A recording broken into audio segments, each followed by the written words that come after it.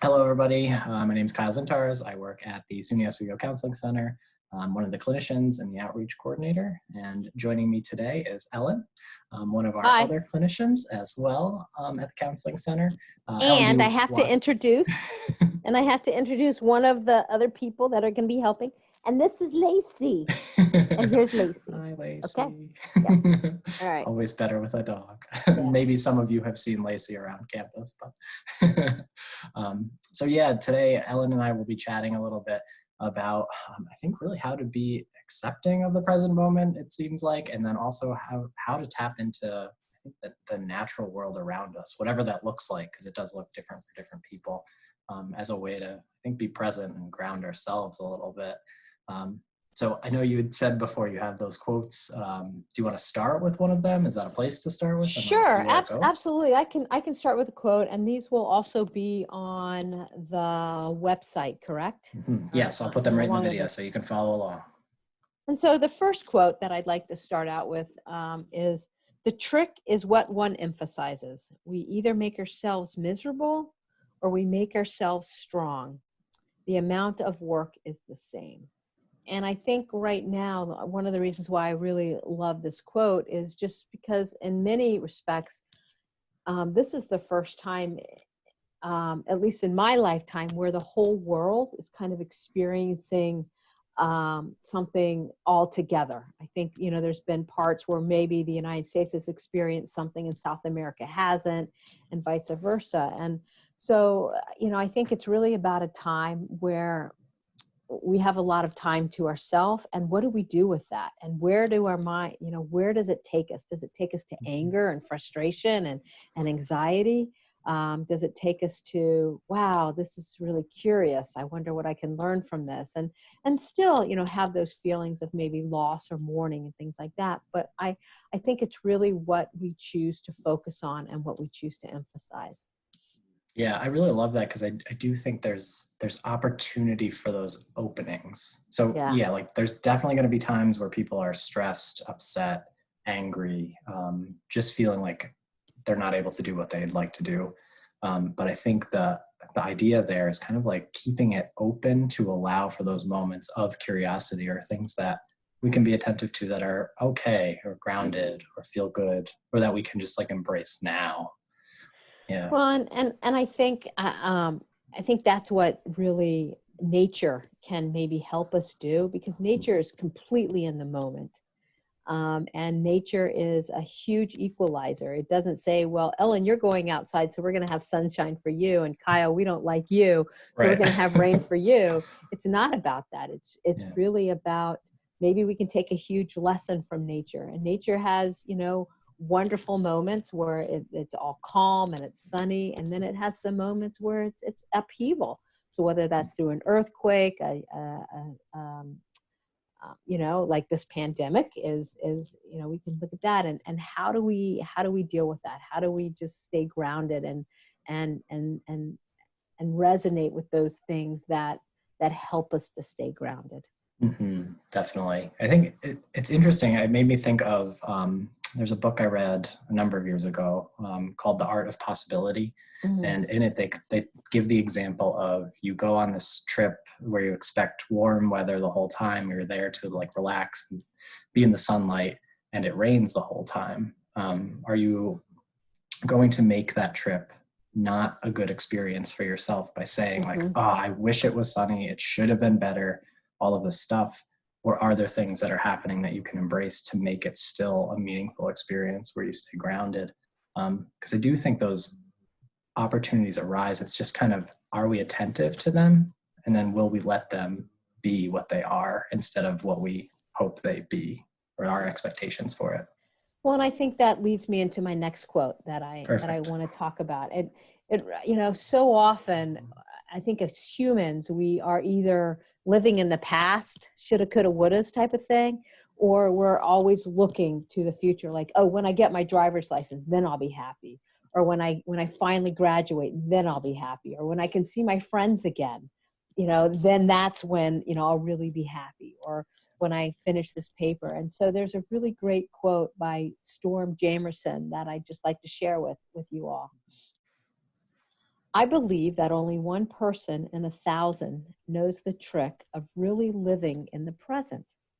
Most of us spend 59 minutes an hour living in the past with regrets for joys lost or shame for things badly done, both utterly useless and weakening, or in a future which we either long for or dread.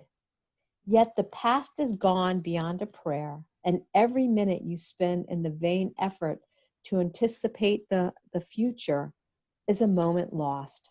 There is only one world pressing against you at this minute. There is only 1 minute in which you are alive, this minute, here and now.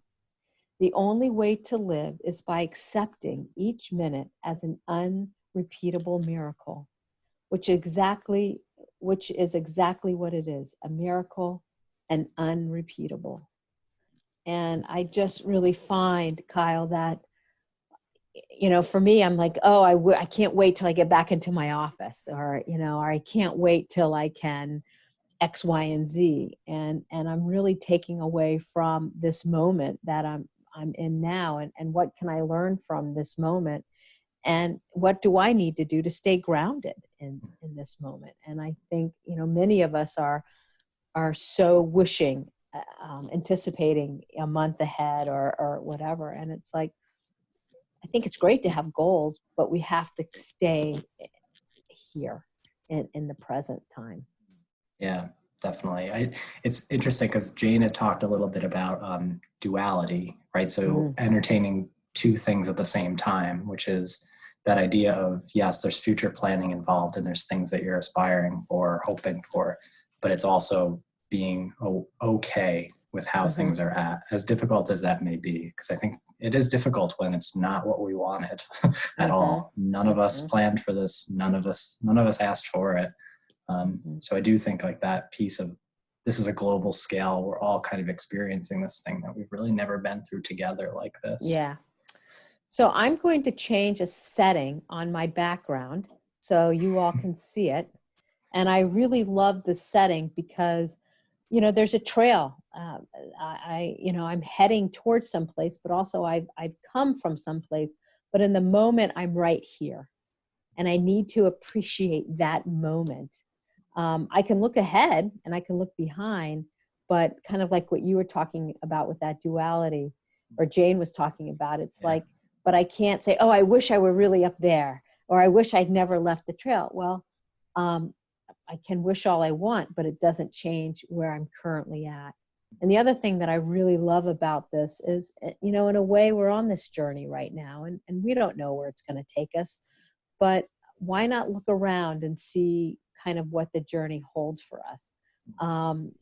Here it's trees and it's mosquitoes and it's maybe a rabbit or a coyote or something like that where we're at. And then, there's parts that are shaded, but if you look ahead, there's a lot of light, there's sunlight. And so maybe, what can we do to create some sunlight ahead of us, knowing that there's going to be some shade, but some sunlight ahead.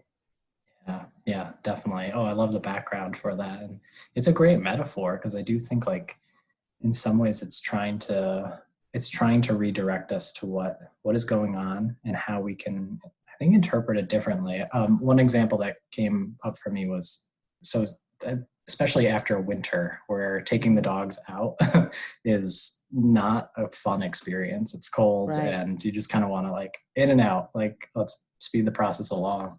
I have come to appreciate just standing outside with my dog Cooper, even as he just kind of takes it slow, more than I ever have.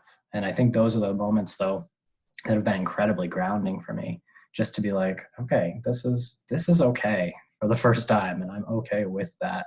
So even just like looking for those little shifts, I think can be really meaningful, helpful. Yeah. And I think, one of the things we talked a little bit about before is depending on where you live. I mean, I have a lot of places I can hike around here. Living in Oswego, not everybody has that. And so maybe for that person, it's about opening that window, or it's about, getting to a window or something where you can see the sunrise or the sunset or even the sun. Or maybe just leaving your room and going to a different part of the house. And so I do think that nature is so grounding, and it's pretty amazing. And I think fresh air, Definitely. and if we really look, if we embrace Native American beliefs, about the four elements, and it's fire, water, air, and earth, and so how we can get energy from the earth. And so try not to have a lot of things between you and the earth as much as possible. And so maybe you live on the 7th floor and you can't go outside, but maybe take the elevator down to the 1st floor and just walk through the lobby or something. Yep. And that gives you're closer to the earth at that point in time. Yeah.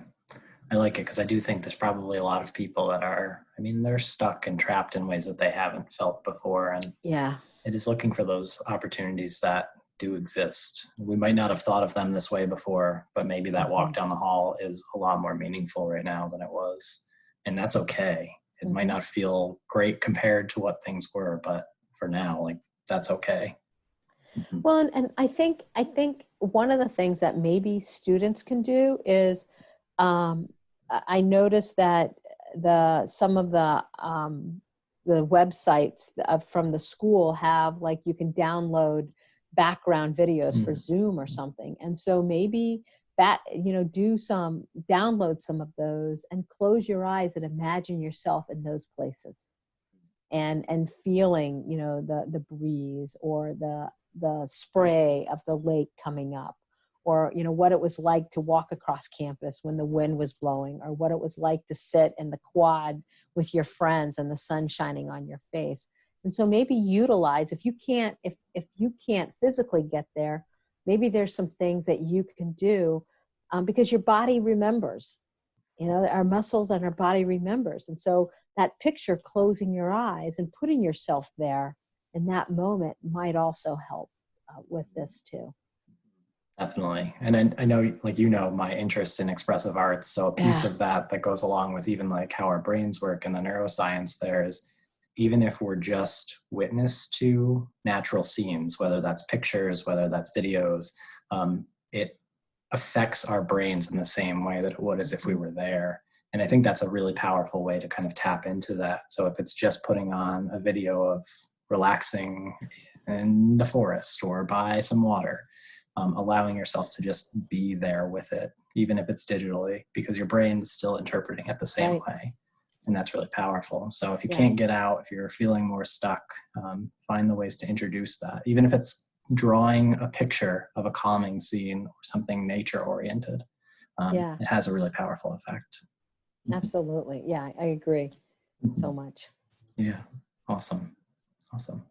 So I think that was really helpful for me, just to kind of tap into that and think about those things a little bit differently. So I think for students, especially who are in situations that they didn't expect to be in, look for those opportunities, those moments. What is okay for you right now?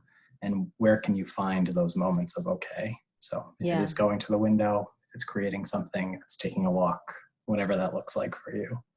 Yeah, absolutely. Yeah. So anything else that you'd like to add or say before we go? Let me just put on one other background in case you are going to use this or not. I don't know if you would use this, but this is actually a picture that I took a couple years ago, walking through the forest with my dogs. Amazing. And I just caught it. It was, it was totally in the moment and being present. And I don't know if I can remove myself. There we go. So you can see the whole picture. Yeah. Oh, that's great. The light and the tree. And I just think everybody's going to maybe interpret that differently. But when I look at that, I'm just that's where I need to, emotionally get to again. Yeah, dedefinitely. Yeah, I like it. I've always been drawn to photography for that reason. You get to capture these moments because you're attentive to them. You're looking for them. And that was just with my cell phone. Yeah. You know? That's, wow. That's great. Yeah. Yeah. So That's great. I don't have anything else, Kyle. Hopefully this was helpful. Awesome. Yeah. I mean, I think that is useful for students, and hopefully we can all kind of tap into whatever nature's around us right now.